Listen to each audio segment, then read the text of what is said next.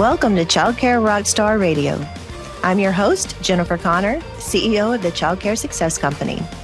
Childcare leaders around the globe are breaking through challenges, raising the standard of excellence, and building businesses that impact children, families, and communities in powerful new ways. On this show, we spotlight bold leadership, real strategies, and the innovators shaping the future of all early childhood education. All so you can grow stronger, lead with confidence, and step fully into your role as a childcare rock star. Let's begin. Hey, everybody. Welcome to Childcare Rockstar Radio. I'm your host, Jen Connor, and CEO of the Childcare Success Company. Oh, I'm so excited about today's episode. It's a really special one for me because today's guest isn't just someone I've worked with. He's someone I've known for more than a decade, someone I met when we were both childcare owners and we learned everything in the academy together. We started as coaches with the Childcare Success Company together, and we've just grown so much. And I value our relationship so much because he is an amazing guy. Today, it is Ben Poswalk. So coming from his small center in the mountains of Colorado to now our business development director at Childcare Success Company and one of the most trusted advisors in our industry. And today's conversation is all about this perspective he has seen throughout the years working with childcare owners, all the conversations he's had with them through all the stages of their journey. He's been able to see where owners break through. He's been able to see what keeps them stuck. He's been able to see the patterns that show up again and again inside successful businesses. And he's going to share some of that with us today. We're going to talk about some of these patterns that repeatedly show up, the habits of successful owners out there, and the blind spots that hold them back.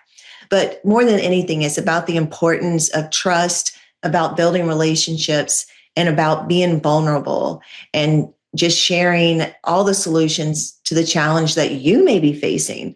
And the solutions and the challenges may not even be what you think they are. So you're going to want to listen to this one all the way through, because if you've ever felt overwhelmed or stuck, or like you're just carrying the whole weight of your center on your shoulders alone, then you're going to see yourself somewhere throughout this conversation. So let's jump in today with our conversation with Ben Poswalk.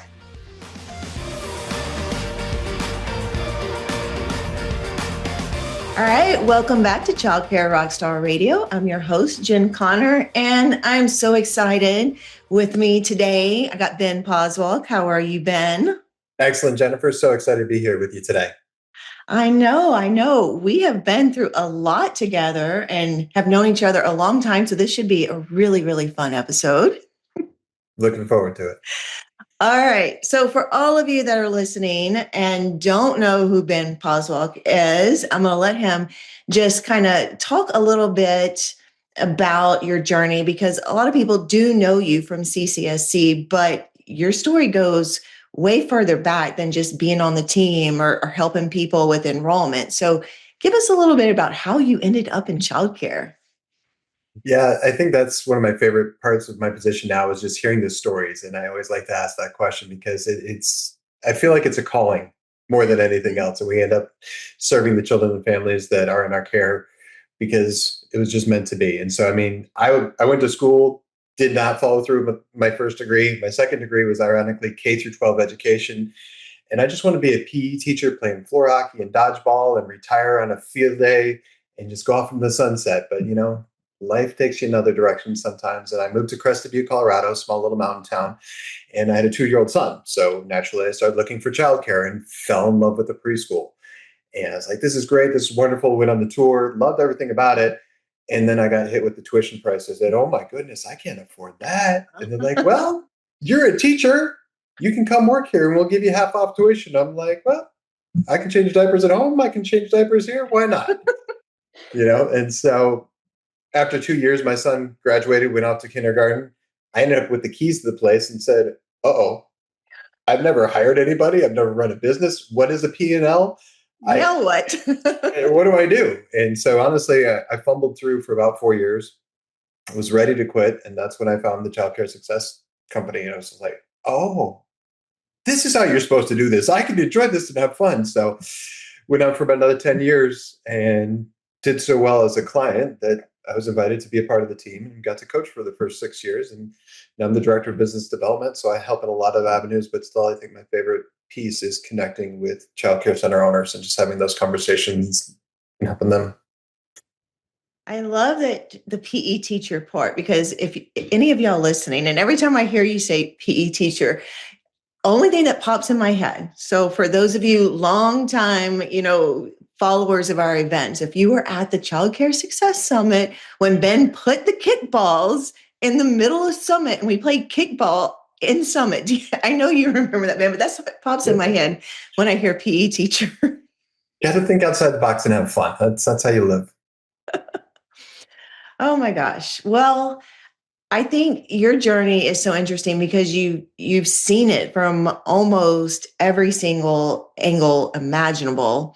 And now you're working with childcare owners and you're listening to them and helping them through their enrollment, their strategy, just having those game plans moving forward. If you had to look at all these conversations, what do you think separates owners who are really growing and owners who stay kind of stuck in that day to day? For sure. I mean, and there's just no limit to the information that's at our fingertips today. I mean, we can get a book, download a PDF, hop on a webinar, and listen to podcasts. Here we are, but it's the owners that implement, that actually take action on the information that they receive. It's the ones that, like, okay, now I understand why this is this way. Now I can take it and use it and bring it back to my team and actually implement it. It's the action takers. It's the people that aren't just writing copious amounts of notes and then put it somewhere in the desk and it gets buried. And then by Monday morning, they're back into the old habits, the old routines, and they got their cup filled for a hot minute, but in the long term, they're not actually taking action. Yeah, I still remember, speaking of going back to way back summits, I mean, I still have a notebook from 2012 that has tons of ideas that I never implemented. So, I mean, I could have been that exact example of just take notes, take notes, take notes. But it's pulling all that back and going, okay, what are the actual things I need to do? And I think from the conversations you have with people, and that's what you're doing all day long, is helping people find those top action items. Is there any trends that are going on right now that seem to kind of rise above and beyond that almost everybody needs to take an action item on? Yeah, I mean, a lot of the owners I hear are in overwhelm. They're stuck in the day to day, whether they're still covering lunch breaks or answering their cell phone at 3, 4 o'clock in the morning for somebody that's sick, and they just don't have the systems of support. But it's not about the systems of support as much as the need to control. And I Hmm. understand that you own your business; it's your baby. You've got the skin in the game. But at the same time, you're jamming the square peg in the round hole on a day to day basis and wearing yourself out. I think one of the funniest things, even for me, I always had to do the Christmas program, and I don't know why, but I had to be on the stage, and I wanted to guide the kids. I can't sing worth a darn, so there really was no place for me to be on that stage in the first Oh, come place. on, Ben. We sing Journey every time we're together. What do you mean you can't sing? Well, I just make sure to be a little bit lower than you, Jen. So I come off looking a lot better than I really am. But I had this teacher, Jessie, and she was a dance instructor and she loved doing performances. And once I let go and let her do it, it's like, wow, it's actually a lot better than I could ever do. But B, it was just the talent and my team able to implement something that they loved and they brought to bring their passion, their energy to the forefront. And it freed me up to not be stressed, not be overwhelmed, and not worry so much about things that really, for me, as the person that's supposed to be driving the business forward, had no place in controlling in the first place. So, I mean, it's the 80-20 rule. If they can do it 80% as well as you, let it go, let them do it. And quite frankly, if it's something they're talented at, they'll probably do 110% better than you ever did at your best. So, Oh, okay. So control. This is such a interesting topic because I would have guessed your answer may have been Well, I see time and time again, I need my enrollment, I need staffing, I need tuition pricing, I need all these different things. And I love that you brought that up like a whole nother level. And it's like actually is trying to control everything. And do you find that, I mean, of course, I'm assuming because we talk to clients all day long that these issues are still underneath. But when you layer that delegation and systems and letting control go, is that what you're seeing a lot of times as the piece that allows everything else to lift up? Yeah, I mean, as far as like the specific pain points, we have enrollment, we have hiring, and usually finance. And so, I Mhm. mean, I think one recurring theme that I hear quite often is let's talk about hiring and just finding staff. And almost every conversation I have is like 50% of the staff, it's like, oh, they're my tried and true, my lead teachers. They've been with me 5, 10, 15, 20 years, and I don't have to worry about them. But then the other 50% of their staff is on a revolving door. And it's just like, they might last 3 months, 3 weeks, 3 hours, and not come back from a lunch break. And they're having struggles figuring out why this is. And being a little bit older, my grade is showing, but like when we first went into the job market, it's like, here's the job, here's the money, do the job, get the money, really doesn't exist in this generation. So, how do we as leaders support this working generation? How do we get them to buy into what we've created? And how do they see themselves as part of this vision? So, I think so much of it isn't necessarily a hiring problem because we need to articulate what they're going to experience, why it matters, and how they can take ownership in this environment and be a part of something greater than themselves. And that resolves a lot of things because it is hard. It is a lot of work to be an educator, but it's also very rewarding. And I think if we can articulate that versus lift 50 pounds, pass a background check, have a CDA, and just give them a laundry list of tasks, yeah, if it doesn't make you excited to jump out of bed and go do that, your hiring ad copy isn't cutting it. Yeah, that classic, copy paste hiring ad, job description, and that, the special 3-day training that used to be so standard when we get new people in. And you're right, this generation is not the same. It is different. And the owners that are showing up and that are being successful in this are the ones that are all dialed into how do I meet the needs of the staff that are coming in the door? How do they match my core values and how do they show up? So I love that they're coming to you with that. And then they're getting that deeper insight into it's more than just make a better ad or have a better training. It's everything all combined into that. Absolutely. Oh, so okay. Control, staffing. What do you think would be some other, and I'm picking your brain because you do this every day with people that are calling in and you're helping them. And so if someone's listening, I want you to hear like, it's not just you. And we do have solutions. And Ben's usually your go to guy to help you get started on these. But what are some other things you can think of that come up just as often as, either the control of everything or the staffing? Put me on the spot there, Jen. I know, You I know, know. I guess one blind spot would be they're looking for an external solution for an internal problem. And so it's this shiny object syndrome where we want to go get this new SaaS system, or if we just do this one thing, we're going to get 100 leads. If we spend all this money on marketing, or if we pay Facebook ads, then it's going to solve our enrollment problem. But Mhm. those external solutions aren't going to work. And they can work for you, don't get me wrong, but it's a matter of having the internal support because let's just take enrollment, for example, and you're spending all this money on Facebook ads and Google SEO, and you're trying to get more leads. And, we make the excuse, well, the clients, they're not saying yes on the tour, or, they're not following up. And when I call them back, or my CRM system, they're not responding to.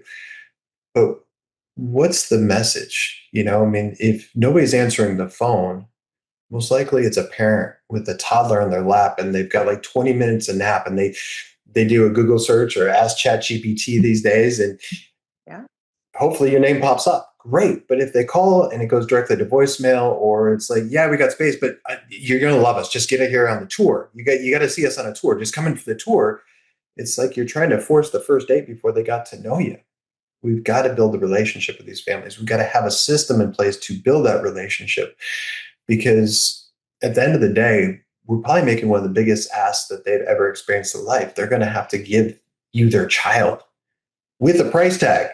And that's a huge ask. And so if we don't have the systems to nurture these relationships, to build upon each step of the journey that these parents are going through, you're just looking for a solution outside of what's actually happening and what might be broken internally.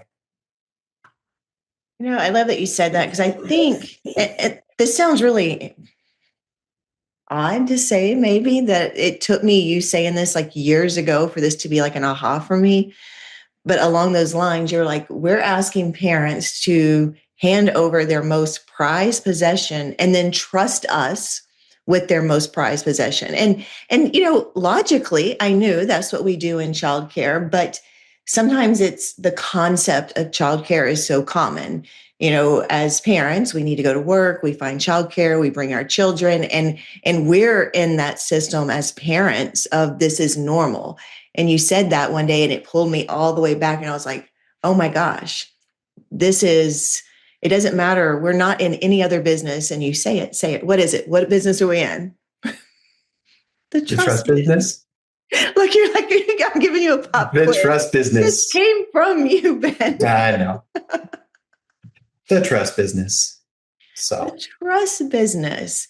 But yeah, I think relationships are everything, because it's not about what we can do, the shiny objects that we can build. It's about who we are on the inside, showing up and being authentic and building trust and building relationships with them. I absolutely love that it came all the way back around that. And that's what I was thinking, like, oh, we're in the trust business always. Oh man. Okay. So I'm just picking your brain because I know you have all these conversations. So I'm curious. Let's put you in an imaginary situation, Ben. oh, we're gonna role play a little. No, I want to drop you into a room with 100 childcare owners. And if you could observe them, say, for a few weeks, what kind of actions do they do? And I think we kind of started off the call talking a little bit about this, but what kind of actions are they doing, and what are they working on that you would be able to say, like, these are going to be the ones most likely to succeed? Like, what habits do they usually show up with? The habit I see most successful owners have in common. I mean, like if I was looking at a room, and fortunately I've been in a lot of those rooms over the past decade now, Yeah. part of the Child Care Success Academy. Um, it's doing the hard things. It's Mm. having the difficult conversations. Um, I know it's probably our ego. And honestly, I think I got it from you, Jen. And you brought the transparency to this when you brought me onto the leadership team. You made me read Brene Brown's Dare to Lead. And it's all about being vulnerable as a leader. Hmm. I'm not saying you have to be transparent and share all the information in your head and tell your dark secrets, but that transformation in owners, when I see them be really successful, is to admit they don't know what they don't know. Right. They're willing to have those hard conversations. If you wrote a policy and you set an expectation for your team, but then you turn a blind eye when it is happening in your center, or it only applies to the people that you are in your C level versus your A and B level, and you're not really treating them correctly. When you have those hard conversations, when you look at your finances and are willing to say, I don't know what this means, and I don't know how to drive my business based on the numbers in QuickBooks, because I didn't sign up to be a childcare owner because I loved finance. Oh, come on. But it's the owners that are willing to be vulnerable, Hmm. have those difficult conversations, and look for support. I mean, it really, the childcare has been around forever, and we're not the first people to do it. But for some reason, we look at our competitors down the street, or we look at a big box franchise. No offense to franchise owners, but sometimes it can be intimidating if they have the new building and they have the new colors and they have all this printed material. And like we just opened, and we're not even sure what the heck we're doing. It was that moment for me and for so many of these other owners that I see that are successful. It's like, I need help, or I'm going to have this conversation, even though it makes me uncomfortable, because I know this is the right thing to do. So that vulnerability is such a key component into success and being willing to do those things. Yeah, I think, Ben, me and you were just talking about this a couple of weeks ago. It's, and the flip side of vulnerability is building your confidence. And that's what you were sharing with me, is that a lot of people are looking for, how do I build my confidence? And I think you just answered that whole question. You build it by being open, being honest, admitting, I don't know what I don't know, because you're right. As owners, as the one that has our name on the dotted line, we want to show up like, of course we have the answers. Of course we do. But inside we're like, oh my God, I don't have any answers. So it's finding that group of people where you can get support and you can get help and you can show up and be like, I have no idea what I'm doing, and be vulnerable. Yeah. And I think, that's the answer to building confidence. So I love that. Yeah. And I love Brene Brown. I'm glad you like that book. I'm not, this is not, what am I supposed to say? This podcast is not supported by, with my We're sponsored disclaimer. by. Sponsored by my disclaimer, but that was such a powerful book. So for any of y'all listening, like I would 100% recommend picking up that book that he mentioned. Is Dare to Lead. And it's all about, the story I tell myself, when I hear something, or, I watch an interaction, or a parent says something, or a teacher says something, or they just look at you some kind of way. And I know y'all know what I'm talking about. It's that story that immediately pops up in your head and you're like, oh, this must mean this. They must be thinking this. They must, whatever. It is that courage to say, hey, this first draft of what's going on in my head is this, and completely calling it out. And then 9 times out of 10, you find out like, hey, I was way off base. That's not even what was going on. But when you carry that with you, that's that story just continues until you address it kind of head on. So yeah, you got book club a little bit today with our podcast. Yeah, those aren't just for show. I mean, I make sure and read those, and it's shaped so much of who I am today. But it's because I took action. It's not just a matter about getting content; it's implementing them. So I know from PE teacher to childcare owner to exiting to coaching to business development, all this progression over the last 10 years. If you look at where you're at today, what would you tell yourself, or what advice would you give your 10-year ago version, or what do you wish you would have known 10 years ago that you know now? I mean, I feel very fortunate to be where I'm at today, and I think part of that is because I've always had an openness, or Mhm. at least I've been open enough to get me where I am. But I think it is getting over that fear or that initial story that you're saying in your head, and really just being able to be transparent at where you're at. I mean, I've come to you in moments. I've had owners come to me, and it's the ones that open up. So I mean, if I was to go back 10 years ago, I wouldn't say go change this or go fix that, but be more of who you are, be authentic, be real. That intuition, that little voice in your head, not the first story that you drafted, Mhm. but when you actually take the time to breathe, get past that, and get in tune with that feeling. What do you feel like is really meant to be? What is in alignment for you? Where are you feeling called to go? It's there for a reason. So that inner voice, that guiding principle, whether you call it God, the universe, it's there for a reason. The more we can let the thought that comes into our mind resonate and not focus so much on the thinking that we as humans tend to put on it, and just trust that it's there for a reason to guide us. I think it's in those moments where my best opportunities have happened, where I've been in the rooms with the right people. I've had the conversations with the right people, because it's like, get over yourself, get out there, go make that connection, go apply, go see what happens. And it's led me to probably the most memorable moments in my life. So I was sitting here doing math in my head. I'm like, wait, how long ago was it when I met Ben? A little over 10 years ago. I'm listening to that and I just am thinking, you would have told yourself, like, oh, trust this girl that kicked me out of my bus seat when I was first learning all these things. well, Jen, let's just be for what it is. You have a great husband, and we became close friends. And then, fortunately, over the last 10 years, we've really been able to support each other and grow. And it's just been an amazing journey sharing this support for the childcare owners. It has, but if y'all are listening and y'all have not heard that story, I'm not getting all into it, but it was just it flashed in my head because it was about the same time frame. And if you could tell your younger self something, because when I first met Ben, I wanted to sit where he was sitting on the bus, so I had him get up and put him next to my husband, and that's how I met him by kicking him out of his bus seat. But then he became great friends with my husband, and it's worked out beautifully. And on this journey of helping childcare owners throughout the last decade. And I wouldn't trade it for anything in the world, the impact that we've been able to make. Absolutely.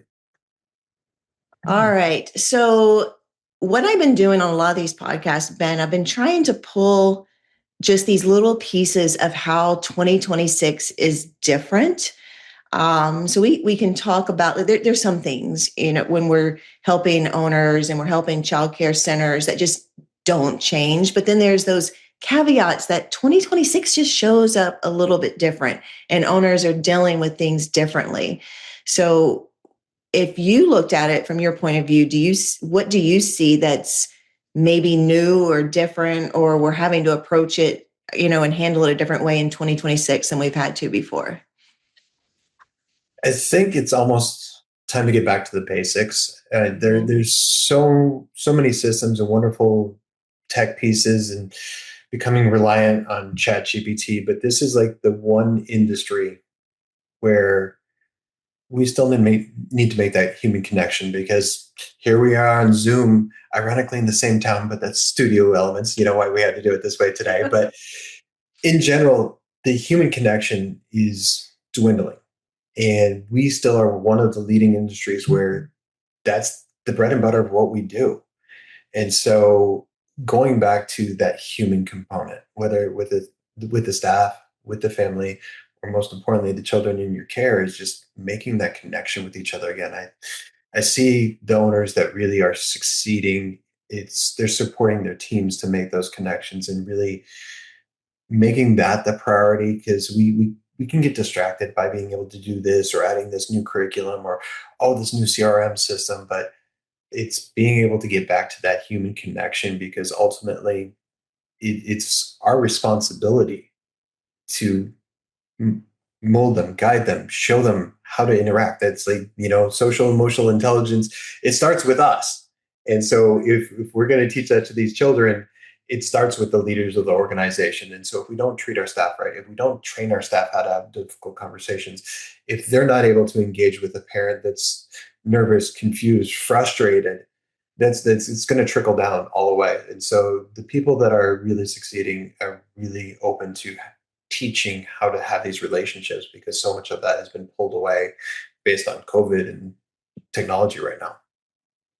Yeah, it just seems like no matter what we do, we can't ever stop saying this COVID word. The ripple just continues of new, different, changing, expectations, fill in the blank. Like everything ripples out from that. Like it was good in a lot of ways for innovation and to do things in a different way. And of course, beautiful. Yes, we can work remote, but you're right. In childcare, you cannot do childcare remote. You cannot put a They teacher. tried. I mean, this one thing. One thing. Childcare is not going to get taken over by remote.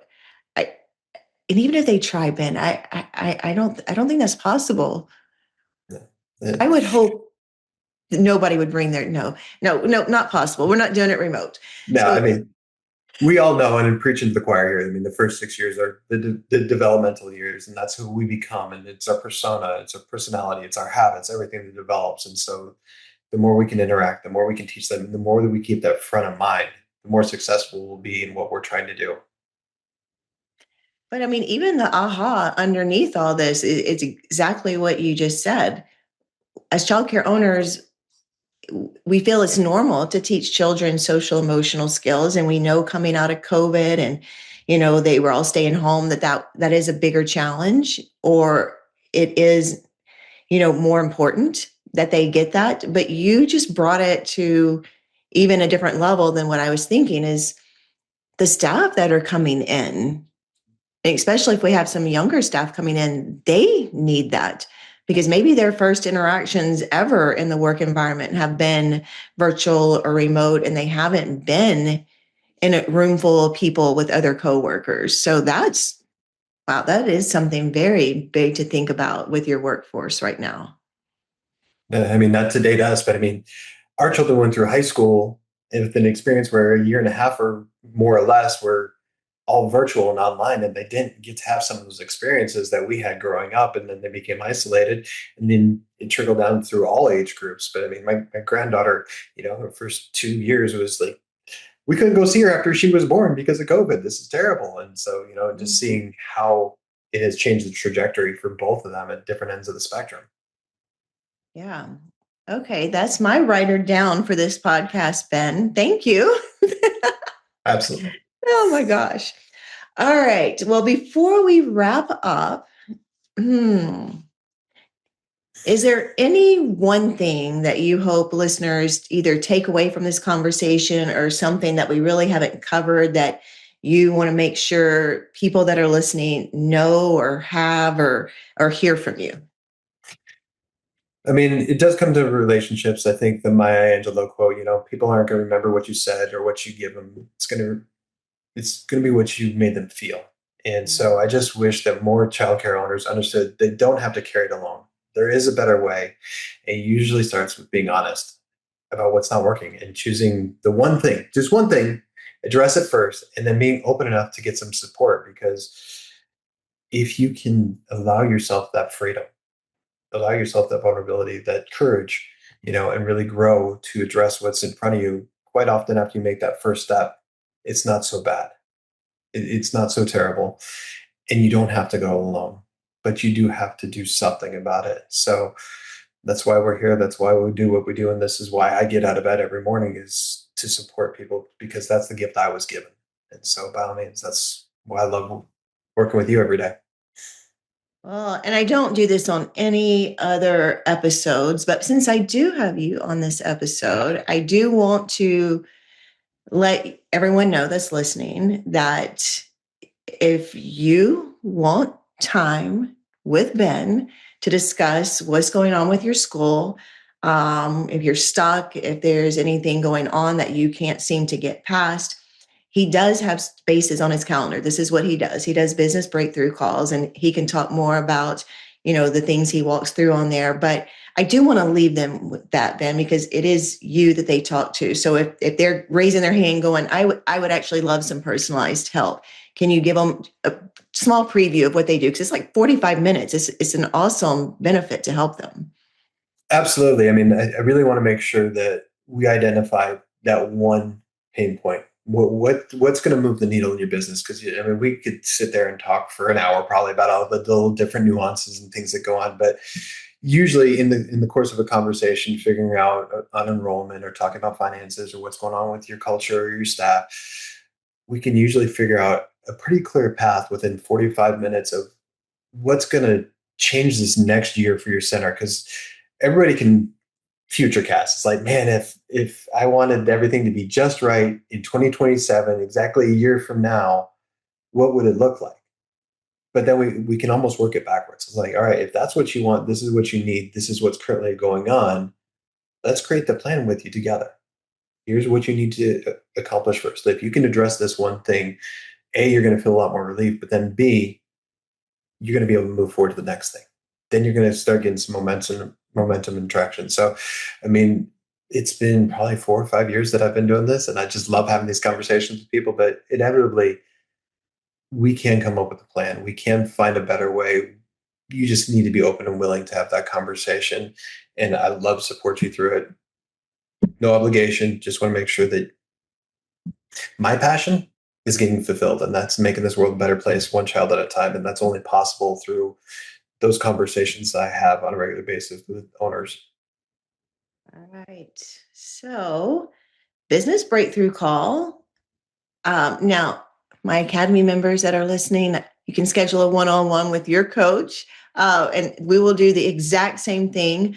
But if you're new to us and you want that help and that guidance, Ben, what's the best place? I mean, of course, we can put it in the comments to this video, but what's the best place to send them to that they can quickly remember to schedule a business breakthrough call? Well, I've got one of those really complicated names, Ben at childcaresuccess.com. So you just email me. So hard. That's probably the easiest one. I'm not going to throw my phone number on a podcast, but we'll make sure and put the booking link somewhere easily accessible. You can always go to childcaresuccess.com, go under coaching, and there's a link right there. Jennifer, I think you walk them through some good information too. Love the new VSL that you did, but really, let's just sit and talk. Yeah, I'm here for you. I want to support you, and it's my passion. All right. Well, I love this, and I love just being able to pull your whole story from where you started to where you're at now, and how that weaves in with just everything you're seeing. I think that's why I love doing this podcast and bringing different people in, because what happens is when people listen to it, they're like, oh, I don't have to be alone. I don't have to be by myself. I'm not the only one that feels that. I'm not the only one that thinks that. I'm not the only one. This is just my area, or I'm different, or my school is different. And we find out we're all the same, and there's no need for it to be alone. We're a community that loves to support each other and make a difference in this world and impact children's lives. So thank you so much, Ben, for being on here today. I really appreciate it. And I hope y'all all have a fantastic afternoon from wherever it is y'all are listening to. Myself, by the time I'm listening to it, hopefully I'll be on a beach in Mexico, heading out to vacation right after this. So we'll catch you all next time. Thanks, Ben. Thank you, Jennifer. All right. Bye. Today's conversation helps raise standards in early childhood education. If it impacted you, then I want you to share it with another leader in our industry. Strong childcare businesses, they don't happen by accident. They're built by owners who choose to grow stronger and lead with confidence every single day. If you're ready to strengthen your enrollment, build a stronger team, and create real freedom in your business, then I want you to visit www.fixmyschool.com. From there, you'll watch a short training, and you can schedule a free business breakthrough call to get personalized support for your business. Keep leading boldly, and I'll see you next time.